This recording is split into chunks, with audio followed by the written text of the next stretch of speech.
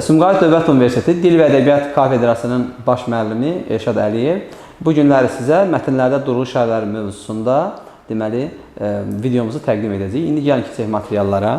Bildiyimiz kimi mətnlərdə durğu işarəsi məsələsi o mövzulardandır ki, bu mövzuların tədrisi zamanı adətən biz müxtəlif dövlət sənədlərində, müxtəlif bədii materiallarda, yəni bir çox mətn situasiyalarında biz durğu işarələrlə qarşılaşırıq. Durğu işarələri yazılı nitqdə deməli bizə lazım olan intonasiyanı deməli göstəricisidir. Düzdür, biz şifahi nitqimizdə fasilələrlə həmin məsələni dəqiqləşdirir. Lakin yazılı nitq zamanı durğu işarəsi bizə lazım olur. Məsələn, deyirəm ki, Arif Həsənova məktub göndərdi.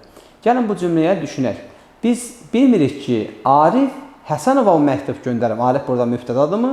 Yoxsa Arif Həsənov özü bir yerdə mürəkkəb addır. Artıq burada informasiyanın çatdırılmasında virgülün rolu bizə lazım olur. Və yaxud başqa bir misal. Məsələn, deyirəm ki, o məktəbdə qalır. Birinci situasiya, o məktəbdə qalır. İkinci situasiya, o məktəbdə qalır. Artıq burada deməli bir virgül ümumiyyətlə cümlədəki məna yükünə təsir göstərə bilir. Buna görə də dövlət haqlı olaraq məhz durğu işarələri məsələsini orfoqrafik yazı qabiliyyətlərinin inkişaf etdirilməsi üçün lazımlı bir deməli dil mövzusu hesab edərək mütəssil məktəblərində, ali məktəblərdə deməli tədrisini vacib bilmişdir. Gəlin biz mətnlər üzərində, iki mətn üzərində həmin fəaliyyətin icrasını izləyək. Gəlin mətnə fikir verək. Mətnin şərti belədir. Mətn haqqında səhv fikri müəyyən edin. Əvvəlcə biz durğu işarəsi ilə bağlı sual olanda ilk işimiz mətnin oxumalıyıq. Mətndəki məna yükünə informasiyaya diqqət yetirib daha sonra durğu işarəsinə baxmaq lazımdır.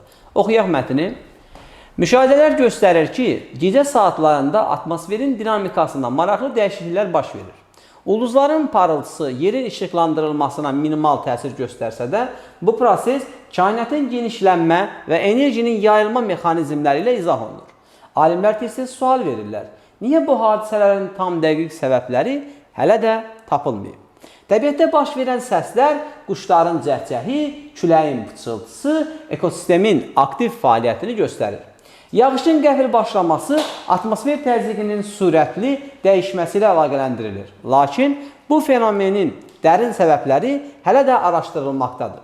Qəfildən yaranan səs-küy, məsələn qapının döyülməsi insan psixologiyasına təsir edir və qorxu ilə nəticələnir. Belə hallar zamanı yaranan sual budur. Bu cür reaksiyalara hansı mexanizmlər səbəb olur? Araşdırmalar göstərir ki, bu proseslərin tam başa düşülməsi üçün əlavə tədqiqatlar tələb olunur. İndi, mətnimiz bizə məlumdur. Mətni oxuduqdan sonra müəyyən mətnin məna yükü bizə məlumdur. Keçirik suallara. A bəndi. Birinci cümlənin tərkibindən köməkçi nitq hissəsini sildikdə durğu işarəsinin sayı dəyişməyəcək. Oxuyuruq. Müşahidələr göstərir ki, gecə saatların atmosferin dinamikasında maraqlı dəyişikliklər baş verir. Artıq burada köməkçi kini silsək, bildiyimiz kimi bax bu cümlə tabiri mürəkkəb cümlədə artıq biz 9-cu sinifdə tədris olunan ali məktəbdə sintaksis bölməsi kimi tanınan bölmə ilə bağlı olan informasiyadır. Burada həm 7, həm 9-cu sinifin materialının sintezidir. Ona görə biz burada ki bağlayıcısı və tabiri mürəkkəb cümlə münasibətini bilməliyik. Və kini biz buradan götürsək, müşahidələr göstərir. Nəyi? Sual yaranır. Deməli, yenə virgül öz yerində qalacaq. Bizdən nəyə soruşurdu? Səhv fikri. A bəndi doğru fikir oldu. Keçək ikinci B variantına. Tünd şriflə yazılmış cümlənin tərkibindən, tünd şriflə yazılmış cümləmiz budur. Niyə bu hadisələrin tam dəqiq səbəbləri hələ də tapılmayıb? Deməli, tünd şriflə yazılmış cümlənin tərkibindən özünə məxsus ümumi qrammatik mənası olmayan sözü çıxartdıqda, bildiyimiz kimi özünə məxsus ümumi qrammatik mənası olmayan söz deməli şəxs əvəzlik bölməsidir, əvəzliklərdir. Sözü çıxartdıqda özündən əvvəlki tərkibə görə durğu işarəsi dəyişməyəcək. Yəni biz burada hadisələrin tam dəqiq səbəbləri tapılmayıb. Niyə hadisələrin tam dəqiq səbəbləri hələ də tapılmayıb? Bu hadisələrin tam dəqiq səbəbləri hələ də tapılmayıb. Bəli, niyəni və yaxud bunu çıxartsaq, özünə məxsus ümumi qrammatik mənası olmayan sözü idi, hər ikisi yəni əvəzliyi idi. Özündən əvvəlki tərkibə görə duruş şərəsi dəyişməyəcək. Bəli, burada heç nə deyil. Niyə? Çünki bu artıq başqa bir nitq məsələsi gəlirdi, vasitəsiz nitq məsələsi gəlir burada və vasitəsiz nitqdə də həmin insanın nitqində, yəni cümlənin sadəcə burada dəyişən nə baş verəcək? Yəni duruş şərəsi dəyişirsə, bu ikisi çıxdığına görə hadisələrin sözü böyük hərflə başlamış olacaq. Vəssalam. Keçirik C bəndinə. Deyir, düz üfüqi xətt formasında yazılmış işarələrin hər biri durğu işarəsi deyil. Haqlı yanaşmadır. Gəlin ona fikir verək. Bildiyimiz kimi biz nitqimizdə, yəni yazılı nitqdən söhbət gedir təbii ki burada, həm defis işarəsində, məsələn, baxın səs-küy sözü, həm tire işarəsindən deməli istifadə oluna bilir. Bəs yaxşı, sual doğurur. Bu yanaşma nə qədər özün doğruldur? Bildiyimiz kimi bizim imtahan suallarında ola bilər ki, bir cümlə kontekstində durğu işarəsini səhv qoysun və onunla bağlı sual işarəsi də verə bilər sənə ki, çaşdırmaq məqsədi güdə bilər. Məsələn, fikir versə, bura təbiətdə baş verən səslər, quşların cəhcəhi, küləyin pıçıltısı, ekosistemin aktiv fenomeninin dərin səbəbləri hələ də araşdırılmaqdadır. Bax, bu ikinci ümumiləşdirmə söz düzdür, amma burada qoşa nöqtə olmalıdır. Yəni, bu məqsədli şəkildə çaşdırmağa xidmət edir. Amma ikincidən xeyli yazılan bu cəhcəh məsələsi, burada isə deməli, mürəkkəb söz arasında qoyulan defis işarəsi. Bildiyimiz kimi defis durğu işarəsi deyil, lakin tire işarəsi durğu işarəsi. Yəni, bunun mən nəyə çatdırmaq istəyirəm sizə? İmtahan prosesində ola bilər ki, texniki cəhətdən hər hansı bir işarə yerində qoyulmasın. Ola bilər ki, hər hansısa işarədə səhvlik olsun. Bu sizi çaşdırmasın. Sizə lazım olan informasiya həmin verilmiş cümlə kontekstinə yönəlsin. O cümlə daxilində lazım olsun. Ola bilər başqa cümlədən hər hansı durğu işarəsi səhv qoyulsun. Məsələn, o səndən soruşur başqa söz, amma digər cümlədə o sözlə bağlı başqa bir informasiya var. Sənə lazım olan lokal informasiyada çıxış etməlisən. Deməli, bu yəni C bəndində doğru informasiya oldu. Keçirik D-ya. Dırnaqda yazılan cümlədən sonra nöqtə işarəsi qoymaq olmaz. Gəlin görək, doğrudurmu? Bu vasitəsiz nitqdir. Gəlin oxuyaq cümləni. Niyə bu hadisələrin tam dəqiq səbəbləri hələ də tapılmayıb?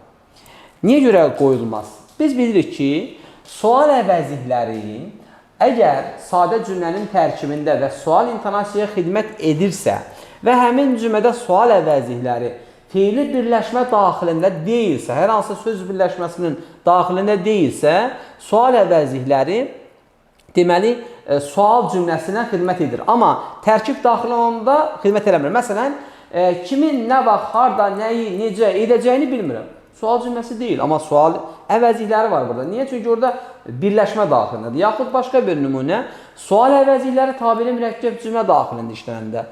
Harada deyirsən, oradan məlumat gətirim. Nəyi deyirsən, onu edim. Sual əvəzliyi var, amma sual cümləsi formalaşdırmadı. Yəni, buna diqqət yetirin deməyim odur ki, yəni bu hər sual əvəzliyi gördüyünüz cümlə də o demək deyil ki, o cümlənin sonuna sual işarəsi qoyacaqsan. Buradakı sual əvəzliyi amma birbaşa deməli, sual cümləsi yaratmağa xidmət edir və biz cümlənin sonuna nöqtə qoymuş olsaq, artıq vasitəsiz nitq tələbini pozmuş olacaq. Çünki həm də bu ümumi qrammatik konstruksiyanı pozmuş olacaq. Çünki niyə əvəzliyinin oradakı rolu sual cümləsi yaratmağa xidmət edir. Əks halda niyə əvəzliyi həmin cümlə üçün artıq söz hesab olunacaq.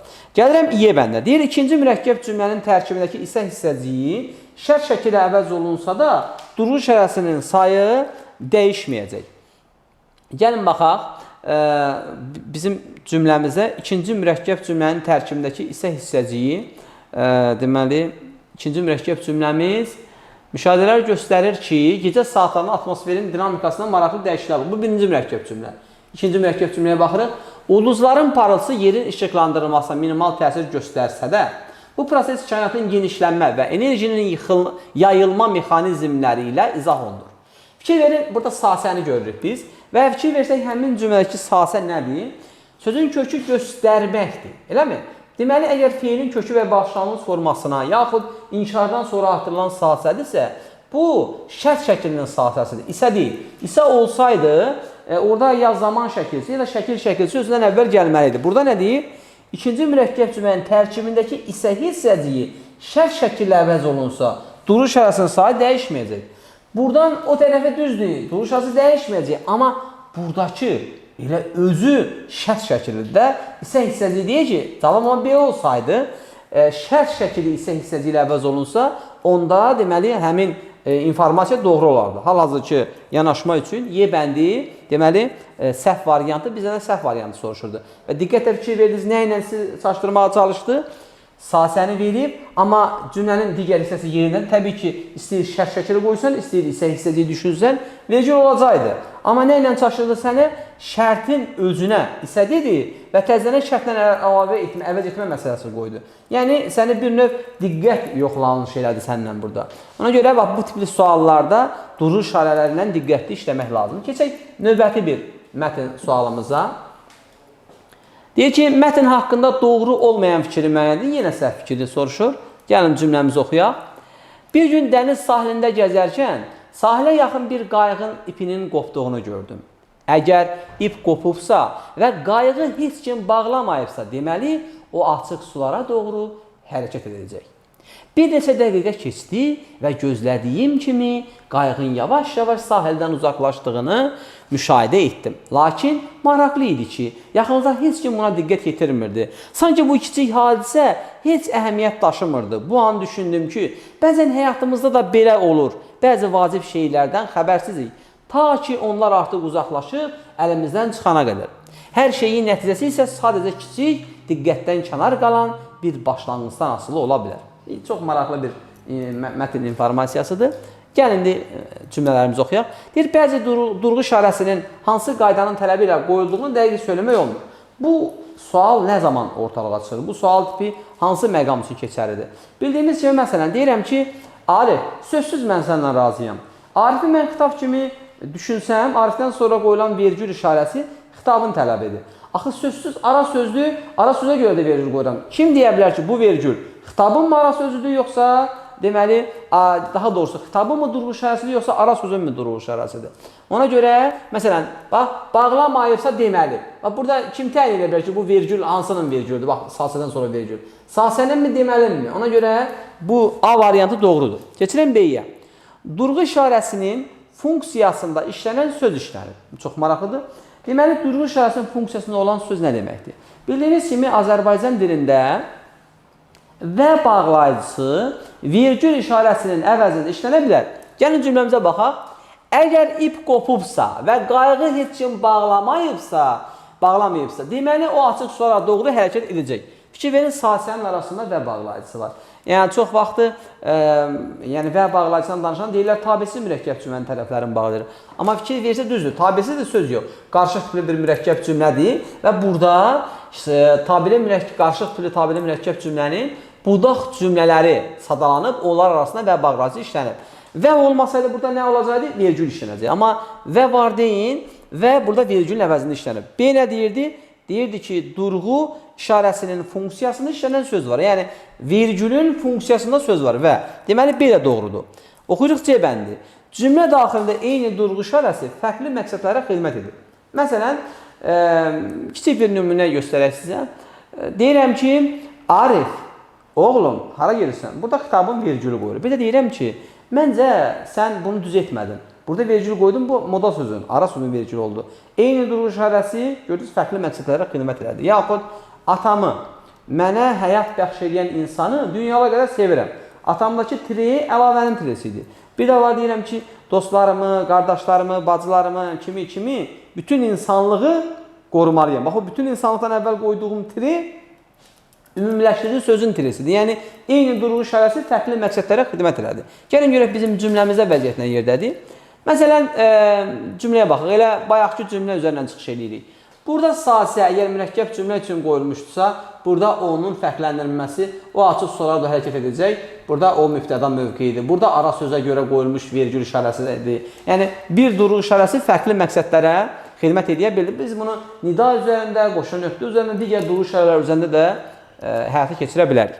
Daha sonra, özündən əvvəl və ya sonra vergül tələb etməyən iki fərqli köməkçi nəticəsi işlənib. Bildiyimiz kimi, bir çox durğu işarələr var ki, bunlar vergül tələb etmir. Əvvəl və sonra. Məsələn, qoşma adətən bu xüsusiləşmələri çıxmaq şərti ilə qoşma özündən sonra və yaxud əvvəl vergül tələb etmir. Yaxud və bağlayıcısı ilə bağlayıcısı özündən əvvəl və sonra vergül tələb etmir. Sanki elə bir ki, güya modal sözü vergül tələb etmir. Daha sonra, məsələn, vergül tələb etməyən hərçənd ki, güzəşt bağlayıcısı, əgər hərgah, madam, indiki, bir halda ki, şərt bağlayıcıları Nə özündən əvvəl, nə də sonra vergül tələb edir. Ona görə diqqətli olaq. Baxaq nümunəmizə. Fikir versəz, vaxt bu nümunədə sanki modal sözündən, modal sözdə əvvəl və sonra vergül tələb edilir? Xeyr, tələb etmir. Keçək başqa bir nümunəmizə. Məsələn, burada əgər sözü vardı, şərt bağlayıcısı. Biri bağlayıcı, biri modal söz. Nə deyirdi? Özündən əvvəl və ya sonra vergül tələb etmir. İki fərqli köməkçinin hissəsi, biri bağlayıcıdır, biri modal sözdür. İşlənirmi, işlənirmi? Və bağlayıcısıdır. Burada da bağlayıcı, əgər də bağlayıcı. Özün doğrultdu. İki fərqli köməkçinin hissəsi işlənib, bəli. Yazsaydı yalnız iki fərqli köməkçinin hissəsi işlənib, yenə doğrudur. Çünki başqa biri, məsələn, nümunəsini hələ ki biz, yox, yalnız yazsaydı problem olardı. Çünki burada, məsələn, baxaq görə qoşma varmı? Məsələn, dəniz gəzərkən sahilə yaxın, məsələn, qoşma tərəfindən çıxış edə bilərik. Sulara doğru, qoşma da var. Desəydi ki, yalnız, onda sual səhv olardı, amma yalnız deməyib. Vergül iki fərqli köməkçinin hissəsi işlənib, bu doğrudur, bu yanaşma. Amma yalnız desəydi, sual artıq səhv olardı. Keçirik Y bəndində. Sonuncu cümlədə isə hissəcinin tələbi ilə vergül işarəsi qoyulmalıdır. Baxaq sonuncu cümləmizə. Hər şeyin nəticəsi isə sadəcə kiçik, diqqətdən kənar qalan bir başlanğıcdan asılı ola bilər. Hər şeyin nəticəsi, buradakı isə, nəticəsi isə, amma hər şeyin sadəcə kiçik, diqqətdən kənar qalan bir başlanğıcdan asılı ola bilər. Biz bildiyimiz kimi, isə hissəcik kimi isədən danışırıqsa, bu xəbər funksiyasının özü də daha çox tabeli mürəkkəb cümlənin budaq cümləsi xəbər mövqeyinə çıxış edə bilir. Yəni, burada, məsələn, nə? Yəni, hər şeyin nəticəsi, kiçik, diqqətdən kənar bir başlanğıcdan asılı ola bilər. Başlanğıcdan asılı ola bilər. Nə? Hər şeyin nəticəsi. Axı, buradakı isə, deməli, mübtəda mövqeyindədir. Biz isə hissəcik kimi danışdığımız isə ola bilməz. Deməli, bu nədir? Qarşılaşdırma bağlayıcısı. Amma, ancaq, lakin, fəqət, halbuki isə. Bu nə deyirdi? Sonuncu cümlədə isə hissəcinin tələbi ilə vergül işarəsi qoyulmuşdur. Mən bu videoda sizə bir neçə dil qaydasına toxunmaqla deməli, dil materiallarını öyrətməyə çalışdım. Bildiyimiz kimi isə həm deməli, hissəcik kimi, isə qarşılaşdırma bağlayıcı kimi, isənin qısalınması sasə şərt şəkili kimi. Hətta indi bunu başqa sussamaq, qəribsəmək, feil cümlə şəkli kimi mövqeyini də verib sınamaq olardı. Yəni, bu videonu sizə çatdırmaq istədiyim əsas qayə o idi ki, siz duruq işarələrinə işləyəndə həm nitq hissələrinin amonimliyinə, həm sintaksis qaydalarına, həm morfologiyaya, həm də leksik mənaya və intonasiyaya xüsusi fikir verməlisiniz. Videomuz bundan ibarətdir. Hər birinizə uğurlar, növbəti videolarda görüşənədək.